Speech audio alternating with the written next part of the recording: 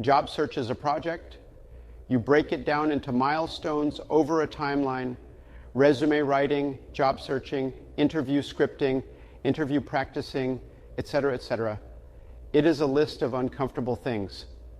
When I ask my mentees to improve their resume, they're like, "I'd rather do something else."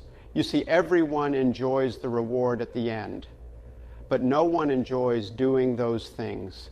Self-discipline is against human nature.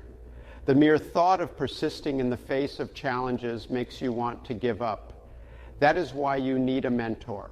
The mentor ensures you work on the right things, provide you with feedback so you feel a sense of progress, and hold you accountable so you keep going when the going gets tough. The mentor makes you do a list of uncomfortable things long enough so they become comfortable.